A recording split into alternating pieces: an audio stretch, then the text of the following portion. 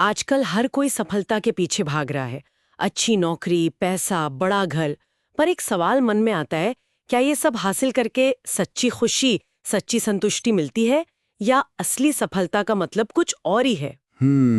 आज हम इसी सवाल पर ना एक अलग नजरिए से सोचेंगे। भगवत गीता के आईने में देखते हैं कि सच्ची कामयाबी को लेकर वहां क्या गहरे विचार मिलते हैं। चलिए इस पर थोड़ी गहराई से बात करते हैं। ये बिल्कुल सही बात है।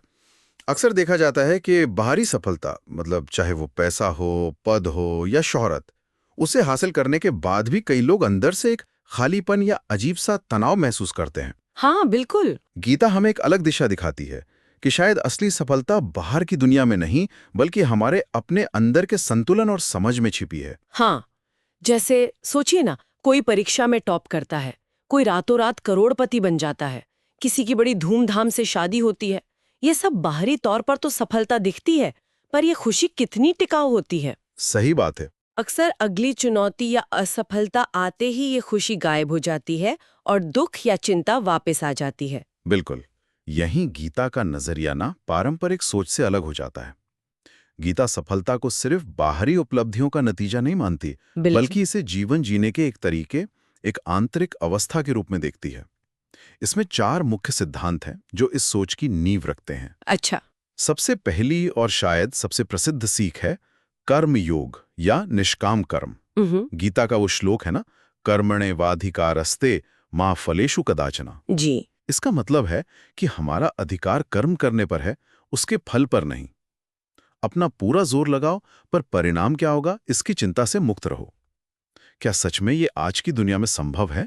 क्या हर चीज नतीजे पर टिकी है? ये एक बहुत गहरा सवाल है, सही कहा आपने। गीता ये नहीं कहती कि इच्छा मत रखो या लक्ष्य मत बनाओ। वो कहती है कि अपनी खुशी या मन की शांति को पूरी तरह से परिणाम पर निर्भर मत कर दो। अच्छा, जब हम सिर्फ प्रक्रिया पर, अपने काम की गुणवत्ता पर ध्यान देते हैं, तो वो परिणाम की चिंता का बोझ हल्का हो जाता है। असली शांति इसी अनासक्ति या डिटैचमेंट में है, जो हमें ज्यादा स्थिर और केंद्रित बनाती है, चाहे नतीजा कुछ भी हो। अनासक्ति। ठीक है, ये तो हुई कर्म की बात। दूसरा सिद्धांत आपने बताया स्थित प्रज्ञ होना। इसका क्या मतलब है? स्थित प्रज्ञ मतलब वो व्यक्ति जिसकी बुद्धि स्थिर है, जो बाहरी परिस्थितियों से आसानी से विचलित नहीं होता। अच्छा। जो सुख और दुख, लाभ और हानि, जीत और हार, इन सब द्वंद्वों में समभाव रखता है, यानी एक जैसा रहता है। एक जैसा मतलब भावनाएं महसूस न करना? नहीं नहीं, इसका मतलब भावनाओं को दबाना नहीं, बल्कि उनसे अभिभूत न होना है, कंट्रोल में रहना। असली सफलता हमेशा जीतना या हमेशा सुखी रहना नहीं है, बल्कि हर हाल में अपने मन का संतुलन बनाए रखना है। ये एक तरह की भावनात्मक मजबूती है। समझ गई। और तीसरा सिद्धांत है आत्मज्ञान, खुद को जानना। ये सफलता से कैसे जुड़ता है? देखिए, जब हम खुद को सिर्फ ये शरीर, ये मन, ये पद या ये रिश्ते समझने लगते हैं, तो हम बाहरी चीजों पर बहुत ज्यादा निर्भर हो जाते हैं, है ना? हाँ बिल्कुल। आत्मज्ञान का मतलब है अपनी असली पहचान को समझना, कि हम इससे कहीं ज्यादा गहरे और स्थायी हैं, आत्मा हैं। जब ये समझ आती है, तो बाहरी दुनिया की उथल-पुथल, तारीफ या आलोचना, इन सब का असर कम होने लगता है। खुद की इस गहरी पहचान को जानना ही अपने आप में सबसे बड़ी दौलत और स्थिरता है। यही सफलता है। और चौथा सिद्धांत स्वधर्म, इसका क्या मतलब हुआ? स्वधर्म यानी अपना स्वाभाविक कर्तव्य या प्रकृति के अनुरूप कर्म। हर व्यक्ति की अपनी एक यूनिक प्रकृति, क्षमताएं और जिम्मेदारियां होती हैं। जी। जब कोई अपने स्वधर्म को पहचान कर पूरी निष्ठा और लगन से उसका पालन करता है, बिना सिर्फ बाहरी इनाम की चाह के, तो उसे गहरी आंतरिक संतुष्टि मिलती है। यही असली सफलता है, क्योंकि ये आपके होने के तरीके से जुड़ी है, न कि सिर्फ बाहरी नतीजों से। इसे समझने के लिए शायद वो 2 छात्रों वाला उदाहरण सही रहेगा, है ना? हाँ हाँ बिल्कुल। एक छात्र है जो सिर्फ फर्स्ट आने के जुनून में पढ़ता है, अगर फर्स्ट आया तो खुश वरना दुखी। दूसरा छात्र है जो सीखने के आनंद के लिए, विषय को समझने के लिए पढ़ता है, नतीजे की चिंता उसे है, पर उसकी खुशी सिर्फ रैंक पर टिकी नहीं है। गीता के नजरिए से शायद दूसरा छात्र ज्यादा संतुलित और ज्यादा सफल है ना? क्योंकि उसकी संतुष्टि का स्रोत आंतरिक है। बिल्कुल सही। या फिर सोचिए किसी कलाकार के बारे में, कोई पेंटर है या म्यूजिशियन, वो सिर्फ दर्शकों की तालियों या आलोचकों की तारीफ के लिए नहीं, बल्कि अपनी कला को व्यक्त करने के आनंद के लिए सृजन करता है। हाँ। उसका स्वधर्म कला साधना है और उसी में उसे संतुष्टि मिलती है, चाहे उसे शोहरत मिले या न मिले। तो ये सब सुनने में तो बहुत अच्छा लगता है, लेकिन इसे रोजमर्रा की भागदौड़ भरी जिंदगी में उतारा कैसे जाए? कोई एक दो व्यवहारिक कदम क्या हो सकते हैं? क्या करें लोग? हाँ, ये सबसे जरूरी सवाल है। एक महत्वपूर्ण कदम है अपने काम के क्यों पर ध्यान देना। क्यों?